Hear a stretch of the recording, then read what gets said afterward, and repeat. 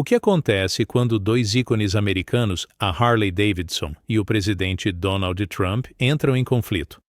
A rivalidade entre a gigante das motos e o presidente rapidamente se transformou numa batalha em grande escala, e muitos se perguntam: quem sairá vitorioso?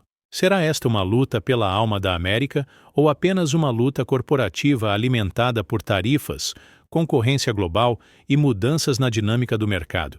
Seja como for, uma coisa é certa: as repercussões vão fazer-se sentir nos próximos anos. Para a Harley-Davidson, 2018 não foi apenas um ano marcado pela queda das vendas, mas também por um confronto dramático com o presidente Trump. A empresa registrou um declínio de 3,9% nas vendas internacionais e uma queda impressionante de 85% nas vendas locais. Aumentando a pressão, as ações da Harley caíram 18%. Neste cenário turbulento, a Harley-Davidson viu-se encurralada no meio de uma guerra comercial, com as tarifas de Trump sobre o aço e o alumínio a impactarem diretamente as operações da empresa. A União Europeia retaliou impondo uma tarifa de 31% sobre as motos fabricadas nos Estados Unidos, uma medida que, segundo a Harley-Davidson, não lhes deixou outra escolha senão transferir parte da sua produção para o estrangeiro. Mas a decisão da empresa não agradou a muitas pessoas, incluindo o presidente Trump. Numa série de tweets, Trump acusou a empresa de abandonar as suas raízes americanas, afirmando que era o princípio do fim para a Harley-Davidson. Uma Harley-Davidson nunca deveria ser construída noutro país, tweetou, prometendo impor impostos mais elevados à empresa se esta ousasse transferir a produção para o estrangeiro. Para a Harley-Davidson, a decisão de fabricar algumas das suas motos no estrangeiro não foi uma questão de patriotismo ou lealdade corporativa, mas sim de sobrevivência. Como explicou o CEO Matthew Levatich, os investimentos da empresa na indústria transformadora internacional eram necessários para se manter competitiva em determinados mercados, particularmente na Europa e na Ásia.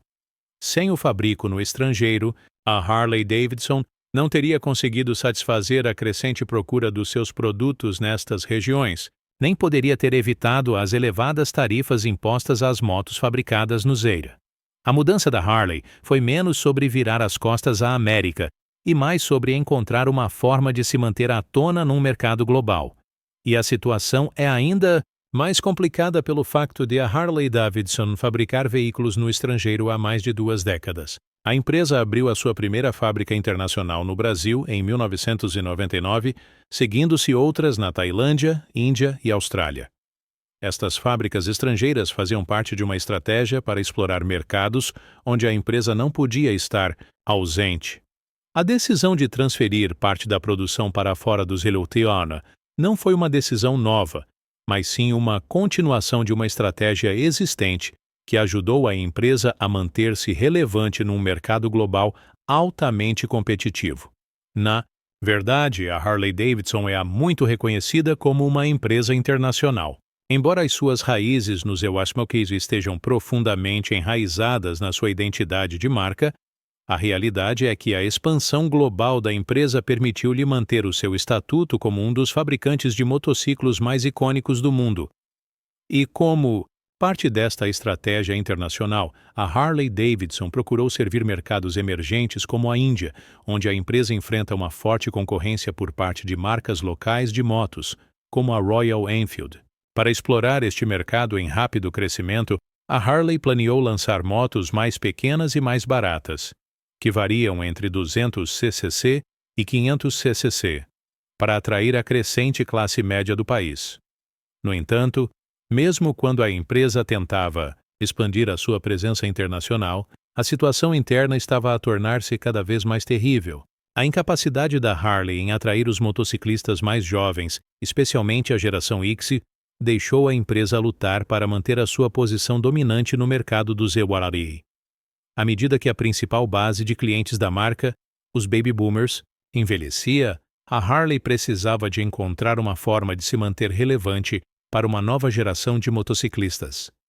Os esforços da empresa para diversificar a sua linha de produtos e reduzir os preços foram uma resposta direta à mudança, do panorama demográfico, mas tiveram um custo. O compromisso da Harley-Davidson com a expansão internacional surgiu com compensações, particularmente em termos do seu selo Made in America, que se tornou parte integrante da identidade da marca da empresa.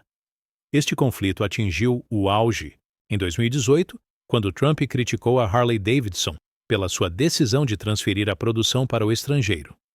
Numa série de tweets acalorados, o presidente acusou a empresa de levantar a bandeira branca e abandonar os trabalhadores norte-americanos. Desistiram, declarou Trump, ameaçando impor impostos mais elevados à empresa se esta continuasse a fabricar no estrangeiro. Embora a retórica de Trump possa ter sido inflamada, a questão central, a natureza mutável do comércio global e o impacto das tarifas nos fabricantes americanos, era muito mais complexa do que uma simples história de traição corporativa. Para a Harley-Davidson, a decisão de transferir parte da produção para o estrangeiro foi uma questão de adaptação a um mundo em mudança. As tarifas impostas pela administração Trump sobre o aço e o alumínio tornaram mais cara a produção de motociclos nos EUA, especialmente para os mercados internacionais, onde concorrentes como a BMW e a Ducati já beneficiavam de custos de produção mais baixos. As tarifas de retaliação da União Europeia foram apenas o mais recente desafio de uma série de obstáculos que a Harley teve de ultrapassar para se manter competitiva. À medida que a empresa se esforçava por aumentar as suas vendas internacionais, tornou-se claro que, sem produção internacional, a Harley-Davidson estaria em grande desvantagem. Resposta de Trump à estratégia internacional da Harley-Davidson teve menos a ver com o apoio à indústria norte-americana e mais com a perspectiva política de uma guerra comercial. Ao acusar a Harley de desistir, Trump conseguiu reunir a sua base, muitos dos quais eram fervorosos apoiantes da marca. O apelo do presidente ao nacionalismo americano e às suas políticas comerciais protecionistas foram concebidas para fazer com que a decisão de Harley parecesse uma traição aos valores americanos. No entanto, a realidade era muito mais subtil, com a Harley-Davidson a tentar simplesmente proteger a sua viabilidade a longo prazo numa economia cada vez mais globalizada.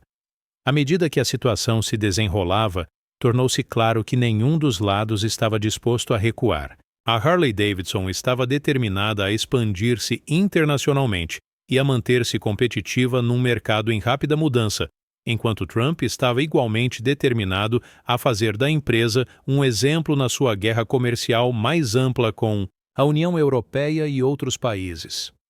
No final, a disputa entre a Harley-Davidson e o presidente Trump serviu como um microcosmo das lutas maiores enfrentadas pelos fabricantes americanos numa era de globalização, tarifas comerciais e mudanças nas exigências dos consumidores. Então, o que reserva o futuro para a Harley-Davidson? Será ela capaz de manter o seu estatuto icônico enquanto navega pelas complexidades do comércio internacional e por uma base de consumidores em constante mudança? Conseguirá adaptar-se às exigências dos passageiros mais jovens e, ao mesmo tempo, manter a fidelidade da sua principal base de clientes? Uma coisa é certa: a Harley-Davidson terá de continuar a evoluir para sobreviver, mas ainda não se sabe se conseguirá conciliar as suas ambições internacionais com a sua identidade Made in America. A batalha entre a Harley-Davidson e o presidente Trump pode ser apenas o início de uma conversa maior sobre o futuro da indústria americana e o papel que o comércio global desempenhará na formação do destino de marcas americanas icônicas.